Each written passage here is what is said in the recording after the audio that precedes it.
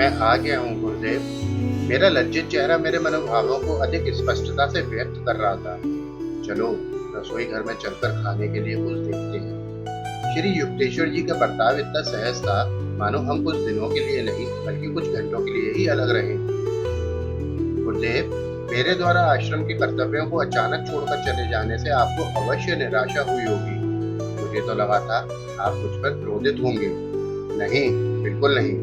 क्रोध केवल इच्छा के अवरोध से उत्पन्न होता है। मैं दूसरों से कोई अपेक्षा नहीं रखता, इसलिए उनका किया गया कोई भी कार्य मेरी इच्छाओं के विपरीत नहीं हो सकता। मैं अपने किसी स्वार्थ के लिए तुम्हारा उपयोग नहीं करता। मैं तो केवल तुम्हारे सच्चे सुख में ही खुश हूँ। गुरुदेव, दिव्य प्रेम के बारे में मैंने केवल सुना ही था और कुछ धुंधली सी कल्पना भी कर सकता था, परंतु आज आपके देवता स्वरूप उदाहरण में मैं उसका प्रत्यक्ष दर्शन कर रहा हूँ। संसार में तो अपना पुत्र भी यदि पिता को पूर्व सूचना दिए उसका काम छोड़कर चला जाता है तो पिता उसे आसानी से क्षमा नहीं करते, परंतु आप में क्रोध तो क्या, जरा सी नाराजगी का भी लवलेश मात्र नहीं है। जबकि मेरे कई काम अधूरे छोड़कर चले जाने से आपको भारी असुविधा हुई होगी। हम दोनों ने एक दूसरे की आंखों में देखा, दोनों के ही नेत्रों में अश्रु भर आए। आनंद की एक लहर ने मुझे निमग्न कर दिया। मुझे यह बोध हो रहा था कि मेरे गुरु के रूप में साक्षात भगवान मेरे हृदय के प्रेम की सीमित उत्कंठाओं को विराट प्रेम में विस्तारित कर रहे हैं। कुछ दिन बीत जाने के बाद एक सुबह मैं गुरुदेव के खाली बैठक कक्ष में गया, जहां ध्यान करने का मेरा विचार था, परंतु मेरा अवज्ञाकारी मन इस प्रशंसनीय उद्देश्य में सहयोग देने के लिए तैयार नहीं था। विचार ऐसे बिखर रहे थे जैसे शिकारी के आते ही पक्षी बिखर जाते हैं। मुकुंद, दूर की बालकनी से श्री युक्तेश्वर जी की आवाज आई। मेरे विचार जितने विद्रोही थे उतना ही विद्रोही अब मैं भी बन गया था। गुरुदेव सदा ही मुझे ध्यान करने के लिए कहते हैं। मैं अपने आप से बड़बड़ाया। उन्हें मालूम है कि मैं यहाँ किस लिए आया हूँ। अब उन्हें मेरे प्रयास में बाधा नहीं डालनी चाहिए। उन्होंने फिर मुझे बुलाया। मैं चुप ही बैठा रहा। तीसरी बार जब उन्होंने फिर पुकारा तो उनके स्वर में कठोरता आ गई थी। मैं ध्यान कर रहा हूँ गुरुजी, मैं विरोध में चिल्लाया।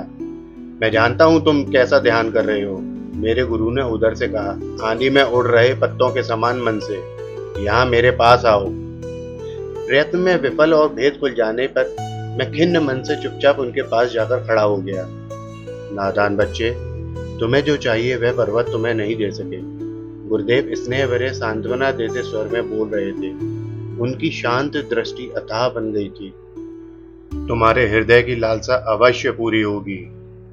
श्री युक्तेश्वर जी कदाचित ही कभी गूढ़ भाषा में बोलते थे। मैं असमंजस में पड़ गया। उन्होंने धीरे से मेरी छाती पर हृदय के ऊपर थपथपाया। मेरा सारा शरीर निश्चल होकर जमीन से चिपक गया। श्वास तेजी से फेफड़ों से बाहर खिंच गया, मानो किसी महाकाय चुंबक ने उसे खींच लिया हो।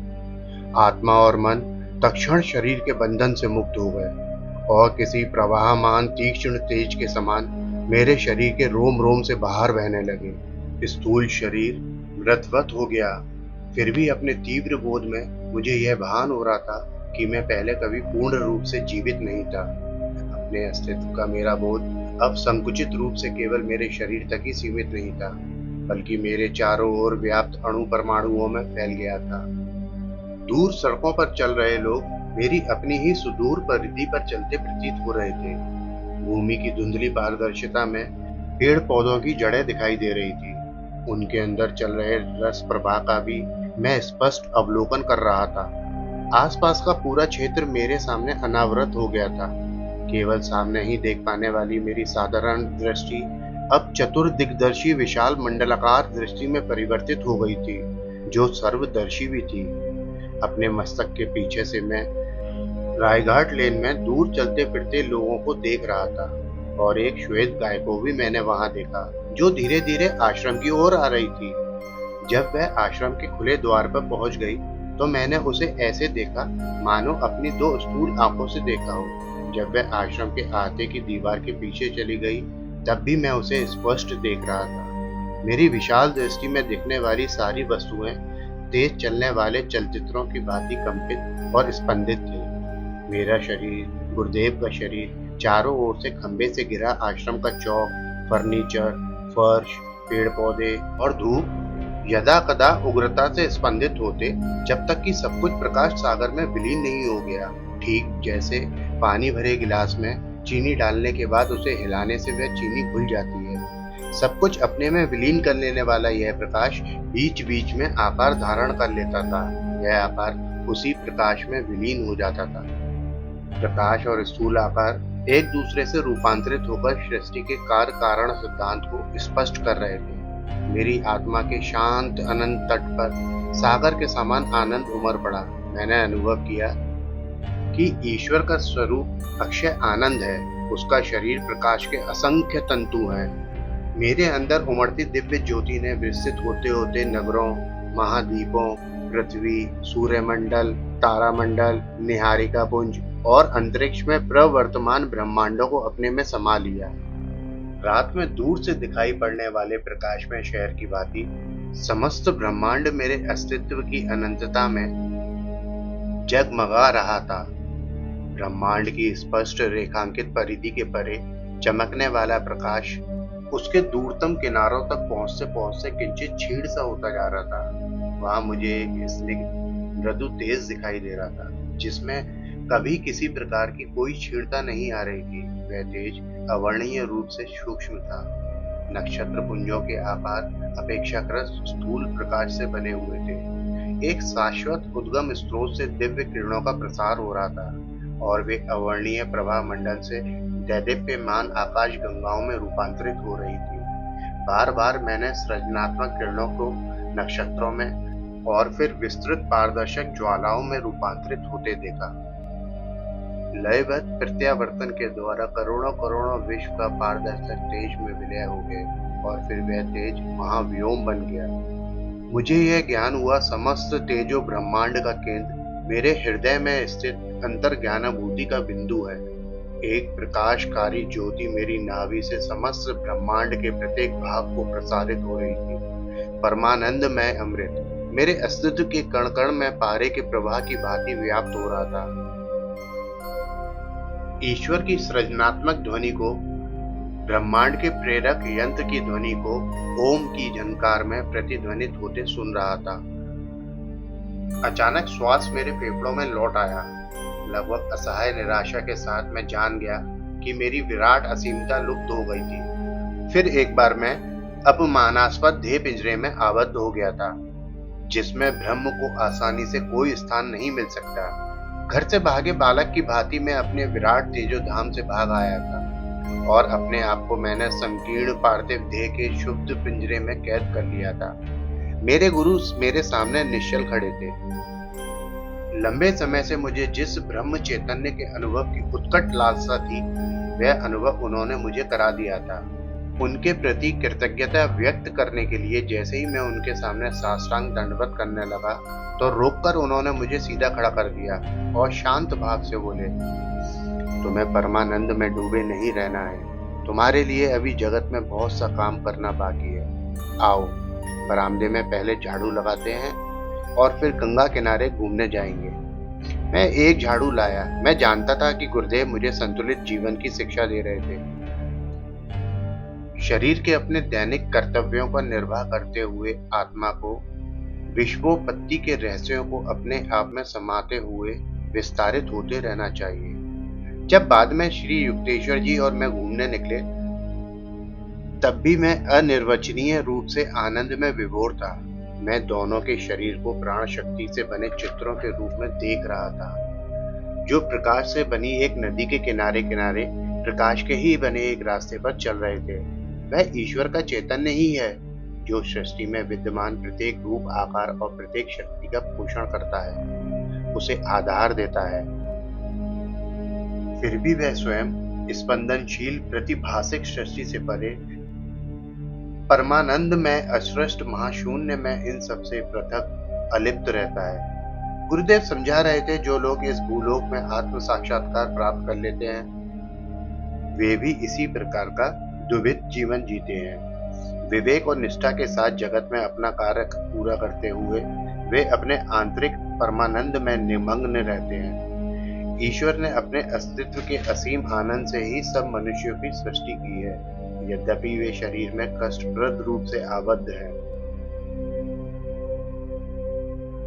फिर भी ईश्वर यह अपेक्षा करता है कि उसकी प्रतिमूर्ति स्वरूप बने मानव इंद्रिय बोध से उत्पन्न सीमित व्यक्तित्व से ऊपर उठकर उसके साथ पुनः एकात्म स्थापित कर ले। इस विश्वरूप दर्शन से मुझे कई स्थायी शिक्षाएं मिली। प्रतिदिन अपनी चित्त वृत्तियों का निरोध कर मैं इस भ्रमात्मक धारणा से मुक्त हो सकता था कि मेरा शरीर स्थूल भूमि पर चलने फिरने वाला एक हाड़ मांस का पिंड मात्र है। मैंने देखा कि श्वास और चंचल मन ऐसे तूफानों के समान है जो प्रकाश सागर को आलोड़ित कर उसमें पृथ्वी, आकाश, मानव, प्राणी, पक्षी, वृक्ष आदि भौतिक आकारों की लहरें उत्पन्न करते हैं। इन तूफानों को शांत किए बिना उस अनंत परम तत्व की एकमात्र अखंड प्रकाश के रूप में अनुभूति नहीं की जा सकती।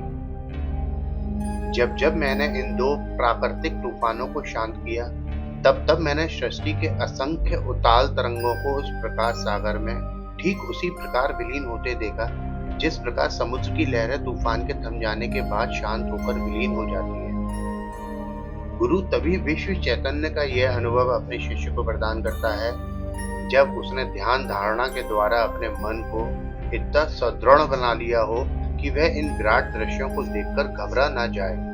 केवल बौद्धिक इच्छा या खुले दिमाग का होना ही इसके लिए पर्याप्त नहीं है। योग साधना और भक्ति के द्वारा चेतना की समुचित रूप से उन्नति द्वारा ही साधक सर्वव्यापकता के मुक्तिदायक आघात को सहन करने के योग्य बनता है। सच्चे भक्त को यह दिव्य अनुभव अवश्य होता है। उसकी अत्यंत तीव्र लालसा ईश्वर को इस प्रकार खींचने लगती है कि ईश्वर उसका प्रतिकार नहीं कर सकता। उस चुंबकीय उत्कंठा से सृष्टिपति विराट दर्शन के रूप में साधक की चेतना की सीमा में खिंच आते हैं। श्री युक्तेश्वर जी ने मुझे यह दिव्य आनंदपूर्ण अनुभव अपनी इच्छा अनुसार जब चाहे प्राप्त करने का और जिनकी अंतर्ज्ञान प्रणाली पर्याप्त रूप से विकसित हो गई है ऐसे लोगों को भी इसे प्रदान करने का तरीका सिखाया। इस प्रथम अनुभव के बाद कई महीनों तक मैं इस परमानंद में एकात्मता की अवस्था में तल्लीन रहा और प्रतिदिन यह बात मेरी समझ में आती रही कि उपनिषदों में ईश्वर को रस स्वरूप रसो वै सह क्यों कहा गया है। परंतु एक दिन सुबह मैं एक समस्या लेकर गुरुदेव के पास गया। मैं जानना चाहता हूं गुरुदेव, मुझे ईश्वर प्राप्ति कब होगी? तो मैं ईश्वर प्राप्ति हो चुकी है। जी नहीं गुरुदेव, मुझे तो ऐसा नहीं लगता। मेरे गुरुदेव मुस्कुरा रहे थे। मुझे विश्वास है कि तुम सृष्टि के किसी जीवाणु रहे साफ सुथरे कोने में सिंहासन पर विराजमान किसी पूजनीय व्यक्ति को ईश्वर नहीं मान रहे हो। तथापि मैं यह भी देख रहा हूं कि तुम्हारी ऐसी कल्पना है कि चमत्कारी शक्तियों का किसी के पास होना ही इस बात का प्रमाण है कि उसने ईश्वर को प्राप्त कर लिया है। नहीं, ऐसा नहीं है। किसी को पूरे ब्रह्मांड को नियंत्रित करने की शक्ति मिल सकती है, परंतु फिर भी ईश्वर उसकी पहुंच से दूर रह सकता है। आध्यात्मिक उन्नति को बाह्य शक्तियों के मापदंड से नहीं मापा जा सकता, बल्कि उसका मापदंड केवल यह है कि ध्यान में वह आनंद की कितनी गहराई में उतरता है। नित्य नवीन आनंद ही ईश्वर है, वह अक्षय है। वर्षों पर वर्ष जैसे जैसे तुम ध्यान करते जाओगे, वैसे वैसे अनंत युक्तियों से तुम्हें वह मोहित करता ही रहेगा। ईश्वर तुलना या प्रतिस्पर्धा से परे बेजोड़ विमोहक है। इहलौकिक सुखों से हम कितनी जल्दी ऊब जाते हैं। भौतिक सुखों की कामनाओं का अंत नहीं है। मनुष्य कभी पूर्ण तृप्त नहीं हो सकता, एक के बाद दूसरे लक्ष्य के पीछे दौड़ता ही रहता है। सुख के लिए वह जिस कुछ और की खोज करता है वह कुछ और ईश्वर ही है, और केवल वही शाश्वत आनंद प्रदान कर सकता है। बाह्य इच्छाएं हमें अभ्यंतर के स्वर्ग से बाहर खींच लाती हैं। वे मिथ्या आनंद देती हैं जो आत्मिक आनंद का छंद आभास मात्र है। खोया हुआ आंतरिक स्वर्ग दिव्य ध्यान के द्वारा शीघ्र ही पुनः प्राप्त किया जा सकता है।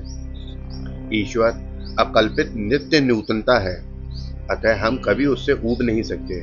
जो परमानंद अनंत काल तक सदा के लिए विविधताओं से भरा हो, उससे क्या कभी किसी का मन भर सकता है? अब मेरी समझ में आया गुरुदेव कि संतों ने ईश्वर को अगाध क्यों कहा है। अमर जीवन भी ईश्वर को समझने के लिए पर्याप्त नहीं है, यह सच है, किंतु वह निकट संबंधी और प्रियजन भी है। जब क्रिया योग द्वारा मन इंद्रिय जन विकारों से रहित हो जाता है, तब ध्यान ईश्वर का दोहरा प्रमाण प्रस्तुत कर देता है। नित्य नवीन आनंद उसके अस्तित्व का प्रमाण है, जो हमारे प्रत्येक अणु को भी उसकी प्रतीति करा देता है।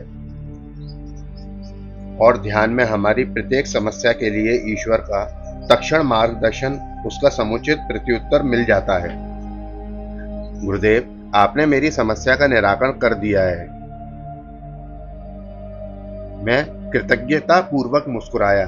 अब मैं यह जान गया हूं कि मैंने ईश्वर को पा लिया है, क्योंकि जब किसी कार्यशीलता के बीच ध्यान का आनंद मेरे सुप्त मन में लौट आता है, तब प्रत्येक कार्य में, यहाँ तक कि उससे संबंधित छोटी से छोटी बातों में भी सही दिशा अपनाने का सूक्ष्म मार्गदर्शन मुझे मिलता रहता है।